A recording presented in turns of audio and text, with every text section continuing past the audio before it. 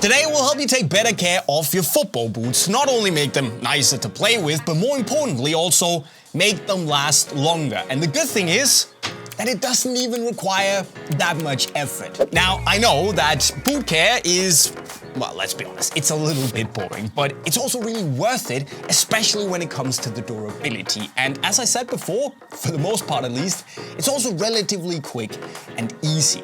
In today's video, I'll split it into 3 parts with stuff you need to do every time you use your boots, every week, and then once a month-ish, depending on different factors. Now, of course, it's also really nice to have all the right boot carrying and cleaning gear, which you can buy on Unisport up there or in the description, but honestly, you can also use everyday stuff if that's what you want, as long as you bring the most important tool, which is common sense. And I'm not even kidding.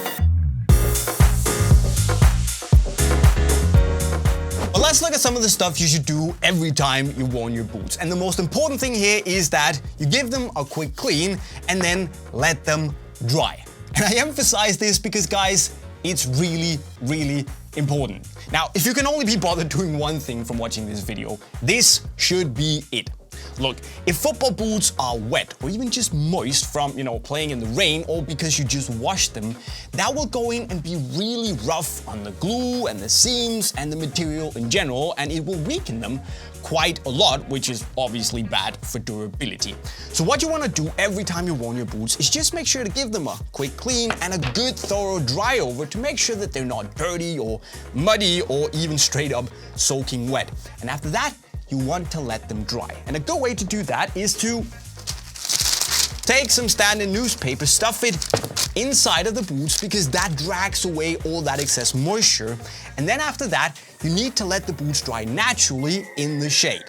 Again, this is important. It also means that you shouldn't put the boots on a direct heat source such as a radiator or a heat closet, or God forbid that you use a hairdryer to actually speed up the drying process. No, because that might actually go in and A, melt the glue, or B, dry out the boots and the materials, weakening them again, which sucks for the durability. So using newspaper and a natural drying process is the way to go, unless you take some sort of sadistic pleasure in slowly watching your 200 or 350 euro pair of football boots die a slow death. Now, another thing you need to do every time is keep the right uses of the boots in mind.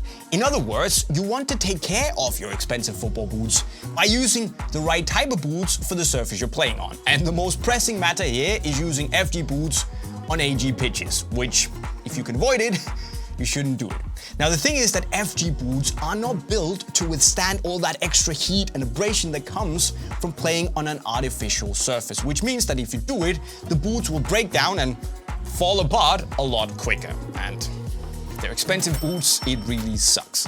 Now, of course, also using SG boots on artificial pitches is it's a major no-go. So if you are playing a lot on artificial grass, you should get a dedicated AG pair of boots. And all your durability woes will be a thing of the past. And finally, you want to avoid one of the biggest cardinal sins of wearing football boots, which is wearing them on concrete or gravel while you're walking from the locker room to the pitch. I know a lot of people do it, and I've done it myself. But reality is that walking on especially concrete is just poison for the durability of your studs. So instead of putting your boots on in the locker room and slowly killing them by walking on that concrete on the way to the pitch, just wear your sneakers or a pair of slides instead and put your boots on the pitch instead. And especially if you're wearing those SG boots with metal studs. I mean, but you know what? As a rule of thumb, just don't wear your boots on concrete or gravel, and you'll be fine. And they'll last you longer. Oh, and by the way, if you love football boots or learning how to improve as a footballer or even just meeting the biggest ballers in the game, make sure to subscribe to the channel and turning the notifications on. Because we're a big, great family here. We all just love football and we'll make you feel right at home. Then we move on to the stuff that you should do once a week, once every other week. It's up to you. But here I like to do a little bit of odor control. Now, I don't know anyone who actually likes their boots smelling like cat piss. But the good thing is that keeping your boots smelling fresh doesn't take a lot of time, because apart from drying them well, which kills like 95% of the bad smell, you can also use odor control like odor bags or spray, which kills bacteria and eliminates a lot of the bad smell. And it's that easy, once a week. Now, if you don't have any of this stuff, you can also just use a tea bag. No, I'm being serious. It actually works. Once a week, drink some tea.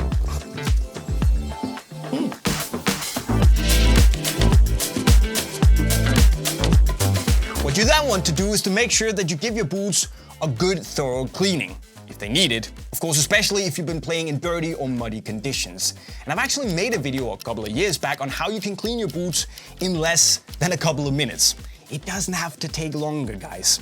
Now, what you want to focus on here is that you don't leave any mud or dirt left on the boots to dry out, because if that happens, that can suck out a lot of moisture from the materials itself. And especially on leather boots, that can make the upper stiffer and more likely to crack. And again, for durability, you know, it kinda sucks. And it might be that your daily cleaning is good enough, which is cool. Just make it a habit that you at least check that the boots are clean enough once a week, okay? And finally, we arrive at the monthly, also boot care duties, which are also thankfully really easy. Now, if you have SG boots with screw-in studs, you want to make sure that the studs are just tightened well and nicely.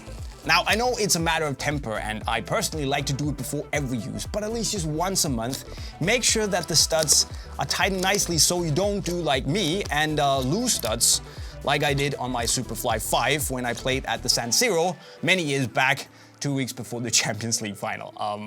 I hope no one got hurt by my stud that got away.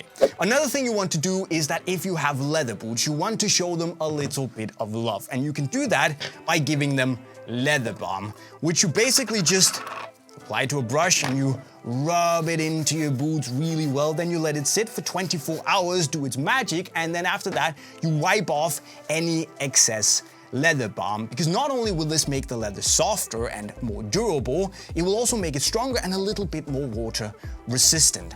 So, you know, if you love your leather boots, they will love you back. It's that easy. And no, guys, you can't use leather balm on synthetic boots. Leather balm. It will just cause a mess. So, nope. Wax on, wax off. Very important. So there you have them, my friends. A checklist on how you can take the ultimate care of your football boots to make them last longer. And look, guys, I know that you're not gonna do all of it, especially not all the time at least, but now you have a checklist that you can pick and choose from to try and keep your boots as fresh and durable as possible. Now, if you have any other boot caring or cleaning hacks that we should know about, leave them in the comment section right down below. And then don't forget to pop over to Unisport via the link right over there if you need any boot caring or cleaning stuff, because we have a lot and it works really well. And finally, of course, also make sure you subscribe to the channel if you haven't done so already with the notifications on. And with those words, I'll see you next time. Signing off, cheerio.